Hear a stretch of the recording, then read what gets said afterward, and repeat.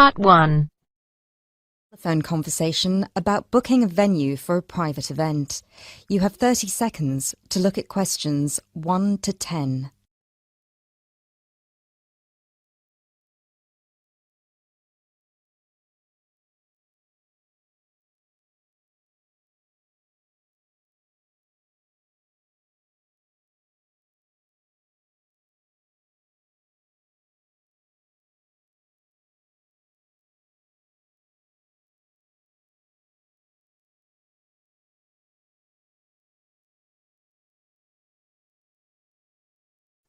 This is George and Dragon. How may I help? Hi, I'm calling to inquire about your upstairs venue.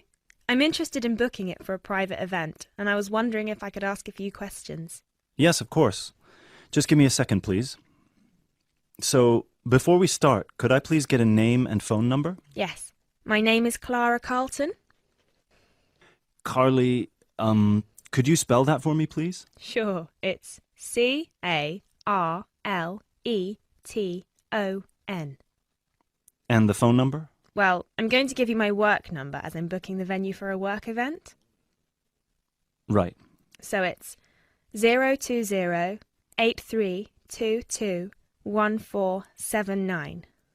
Great. So, what would you like to know? Well, I saw on your website that the price can be from £20 per hour, so I would like to get an exact quote if possible. Well, the price depends on the type of event, the date, and the number of people, and whether we will be providing food as well. Oh, it's for a retirement party for one of my colleagues. Okay. And for which date is that? Well, we were thinking next Tuesday, the 31st of May. Okay. Oh, I'm sorry, but the venue's already booked that day. We're free on Monday and Wednesday, if that would suit you. Well, Wednesday's no good, because the gentleman who's retiring will be gone by then. But Monday works just as fine. Great. You'll get a cheaper rate for Monday, too. Excellent. And how many people will there be? Well, at the moment it's supposed to be 16, but it might go up to 17. We're waiting for one of our co-workers to confirm whether they'll be available that night or not. The boardroom in the venue only has space for 15 people, I'm afraid. We've got enough standing room for about 15 extra people. Is that all right? Oh, I'm sure it'll be fine. We won't be sitting down much anyway. Would it be possible to provide 2 extra chairs just in case, though? Yes, of course. Great. Before you hear the rest of the talk, you have some time to look at questions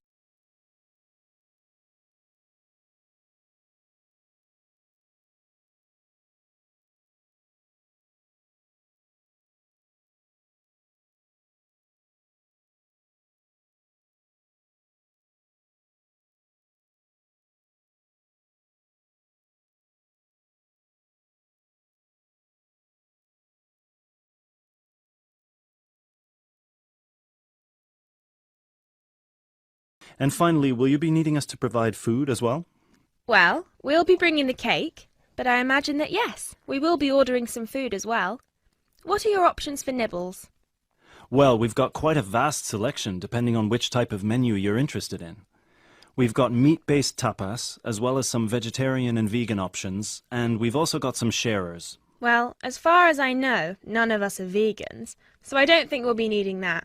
Some meat-based and vegetarian options would be great, though. Would you like me to talk you through them, or...? Well, you do have the menu online, right? Yeah, you can find it on our website. The only thing is that a couple of options have been removed and replaced with new ones, and we haven't had the chance to update it online yet. Okay, let me just pull it up on my screen. Just a second. All right. So, in the meat-based food section, the dishes that have been discontinued are the mini fajitas and the pulled pork bruschetta. Oh, that's a shame. The pulled pork bruschetta looked really nice. Yeah, but we've replaced them with 2 new really popular dishes. We've got a trio of sliders, which is 3 mini burgers, made one each with chicken, beef, and pulled pork, and we've also got ham and cheese croquettes. Oh, that sounds nice. So I'll have 7 of the mini burgers then. I see you've also got vegetarian croquettes. Are they still in the menu? Yeah, we've got the vegetable croquette and the potato croquette. And how many croquettes are there in each dish?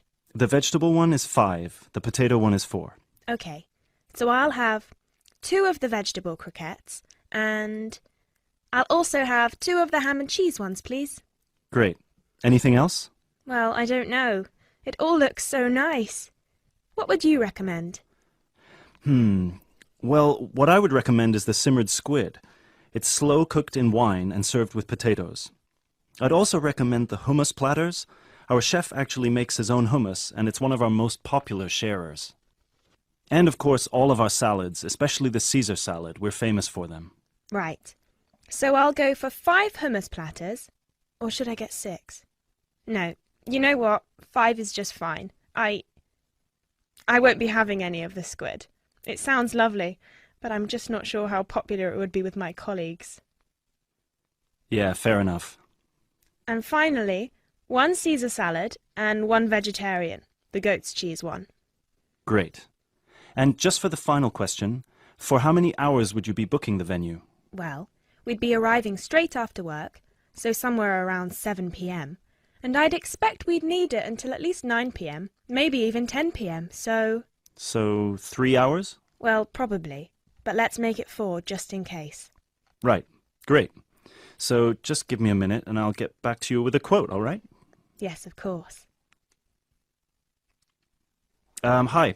So I spoke to my manager, and the total with the food and a drink starter for 17 people would come up to £318.95. Okay. But he'd be happy to offer you a 5% discount, which would bring the total down to just £303. And that includes a pint of any beer, a glass of wine, or fizzy drink for each person. Okay. That sounds reasonable enough. Let's go for it. Right. So I would just need a deposit of... That is the end of part 1. You now have half a minute to check your answers.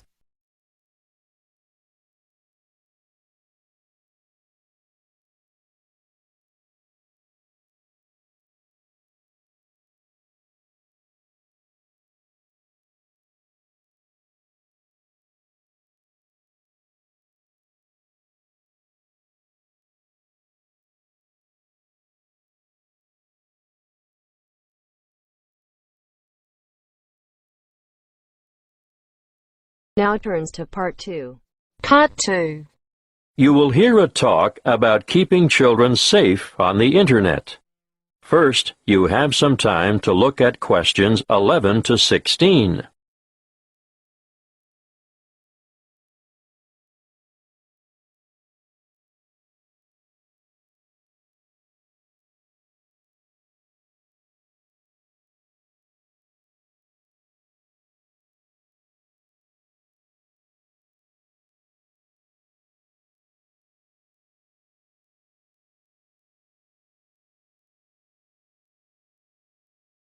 Thank you for coming. It's good to see so many of you interested in keeping your children safe on the Internet. What's in store? Well, firstly, I'm going to talk in general about some common sense ideas and rules for young ones using the computer. Then, I'll give you some information on free educational websites. Finally, we'll finish with question time. I'm sure most of you think that the Internet can be a frightening place in which to let your children roam loose. But let me remind you that it can also be a fountain of knowledge and education. The trick is to avoid the former and utilize the latter. There are programs available both in your local electronics supply shop and free to download that will keep your child safe to a certain degree on the World Wide Web. A popular one is Online Family Norris, which bars things like military and social websites. I wouldn't advise you to rely solely on a program to protect your family, though. As good as it is, you cannot abdicate your responsibility as a parent. I'm sure you all know that, or you wouldn't be here. When all is said and done, the best way to keep children safe is to educate them and keep an eye on them. For this reason, you should make sure the computer which your child uses is kept in a communal space, where you can look over their shoulder from time to time. It is paramount that you teach them never to divulge their proper or full name, and to never provide personal information, such as where they live or what their phone number is. Tell them that online friends must remain just that, online, unless they are supervised. It is difficult, I know, to teach children about the dangers of the world when they are so naive, so trusting and innocent. But without going into great detail, you must alert them to the possibility that the people they are chatting with may not be who they say they are. It's also sensible not to give them their own email address until they are old enough to use the internet safely. So, all communication from websites will go through you. When they are old enough to use social sites like Facebook and MySpace, teenagers need to know that whatever postings they put on the web will remain accessible forever. Nothing is ever really deleted there. And embarrassing pictures or remarks may come back to haunt them one day. For instance, when they apply for a job, they could jeopardize their chances as the employer or human resources staff will look on the web to find out more about their potential employee, and they may be shocked by what they find there. Not the sort of stuff an applicant would want on his or her CV. It can also make them more vulnerable to bullying. Unfortunately, bullying on social sites is another thing to look out for, and I have to tell you, it's on the increase. It's a very difficult issue to deal with, but something that is more easily detected if the computer is kept in a family space. If we can put these negative issues aside, let's not forget that the internet is also a wonderful place for children of all ages. Teenagers may be mostly networking on social sites or completing research that they've been asked to do as part of their homework assignments, but younger children can get assistance with mathematics, spelling and reading on a variety of free and paid-for sites. Before you hear the rest of the talk, you have some time to look at questions 17 to 20.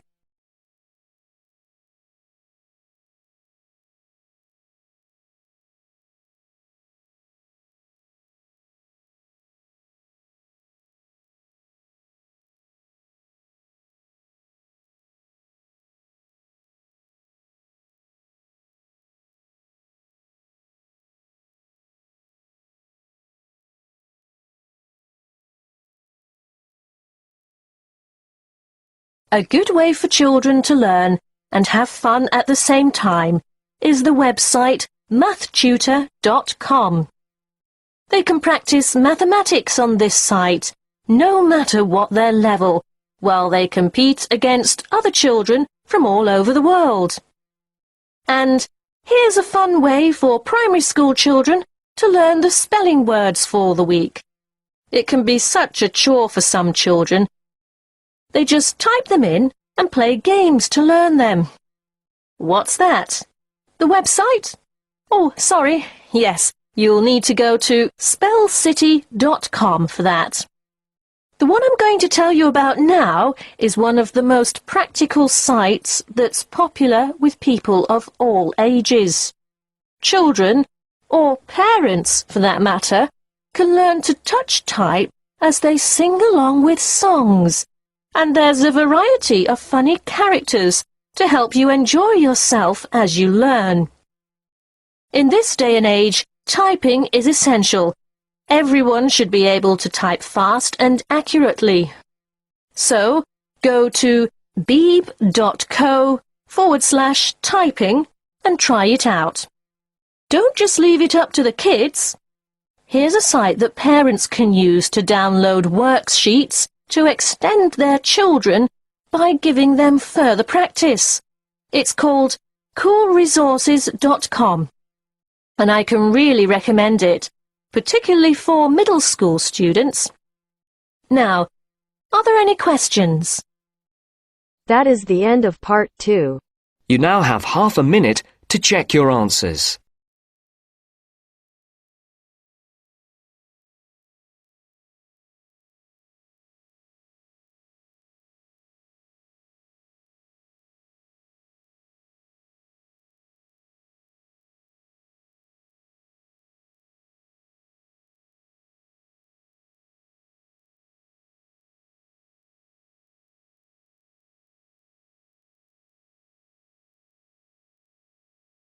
Now turns to part 3. Part 3. You are going to hear a conversation between an interviewer and a professor. First, you have some time to look at questions 21 to 26.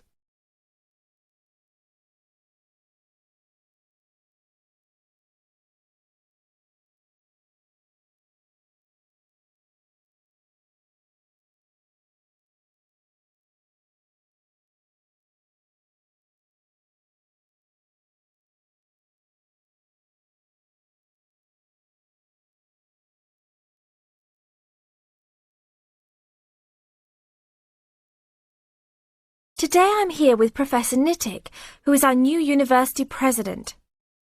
He has been a professor for 20 years and teaches many of the best classes on campus. I know many of you have had him as a teacher and know of his brilliance. Good morning, Professor Nittick. Thank you for stopping by the student station. Thank you for having me here. It is always great to get to meet many of the students who are involved with our school. I haven't been here since 2 years ago. Yes, I remember at that time you were still teaching every semester. 2 years later, you're only teaching every once in a while. But it seems like you are still always busy. The administration world is just as busy as the teaching world for you. How do you stay in touch with the university, even with the change in your everyday duties? I try to stay in touch with what is popular with the university students. I usually spend time with as many students as I can. They usually give me insight into what the new concerns and beliefs are for the new generation. On top of that, I try to be as youthful as I can. I consider myself to be youthful, at least for my age. So I always have a good time and try to stay young. I try my best to not just be a teacher, but also participate in university life. Interesting. So, are you still doing lots of academic work, or are you mostly concentrating on administrative affairs? Well, I mostly do administrative affairs now, but that doesn't mean that I still don't have a very deep interest in academic matters. I often visit other campuses around the world and meet other professors in my field. I learn the most by travelling and seeing the different places of the world and the different fields of thought. I even did a television programme last month in Manchester. Will you be on television any time soon then? Well, you can call the television station and see if I will be on television any time soon. Maybe I will be on the news report. I don't think it is really that significant, though. Oh, really? That sounds great. I will remember to look out for you. Let's move on. With all your busy travelling recently, how do you find time for your personal life? I try to keep my university life separate from my personal life. Sometimes it's hard to find time to just take my wife and 3 kids out for a family dinner, but usually we all manage to get together every few days. I'm taking a few weeks off next month to take my family down to South America, to Brazil for a few days. I can't wait to just sit on the beach. Wow, that sounds like a wonderful trip. Professor Nittick, could you tell the audience a little about what goes on in an average day of a university administrator? An average day? Oh, I don't think there is such thing as an average day for me. The last few weeks I've been travelling all the time. I can be in Los Angeles in the morning and in New York by the afternoon and back to Los Angeles by the evening. Sometimes I will spend the whole week at a new university, showing the new administrators the ins and outs of running a university. Sometimes I can spend the whole day in the office on the phone. So there really is no average day for me. I guess that is because I do so many different tasks. Sorry to let all the viewers down, but that is the plain truth. Now look at questions 27 to 30.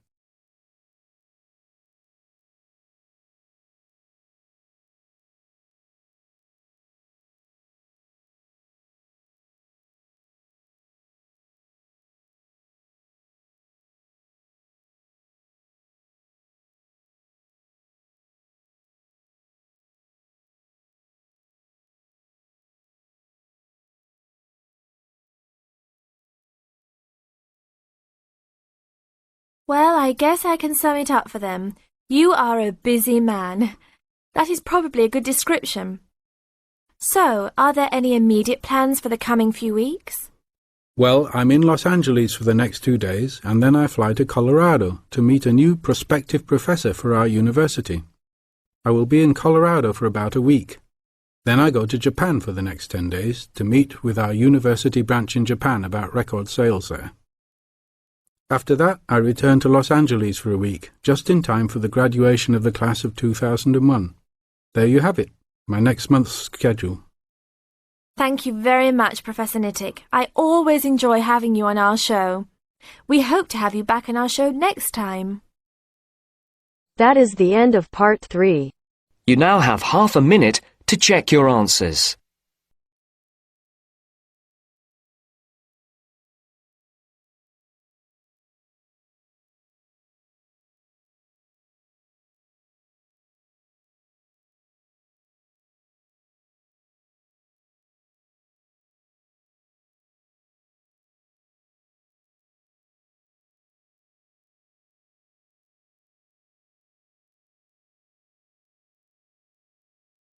Now turns to part 4. Part 4. You will hear a talk given by a lecturer in the art history department. First, you have some time to look at questions 31 to 40.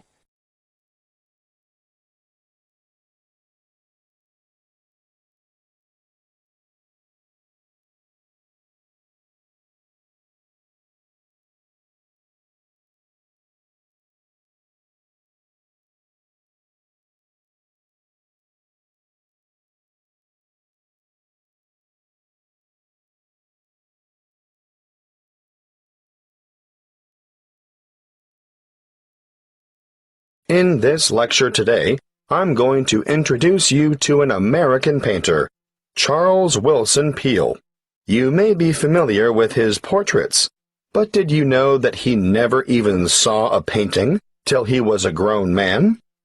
He was born in Maryland in 1741. His father died when he was 9, and the family struggled financially for the next few years, and Charles became a saddle maker's apprentice. One day, he went to Norfolk for supplies, and there he saw paintings for the first time. He thought they were so bad that he felt sure he could do better, so he decided to make painting his career. In 1766, he went to London to study painting with Benjamin West. Whilst there, he painted this portrait in 1768. See Slide 1, Pitt as a Roman senator. Notice how elaborately symbolical this portrait is. The symbolism arises, of course, from Pitt's famous speech to the British Parliament, where he draws an analogy between the ancient Roman Senate's view of a barbaric Britain and the prevailing European view of the time of a barbaric African continent fueling the slavery trade. Perhaps you didn't know that the Romans used Britons as slaves. But I digress. Back to Peale. He returned to America and in 1772 painted the first ever portrait of George Washington. See Slide 2.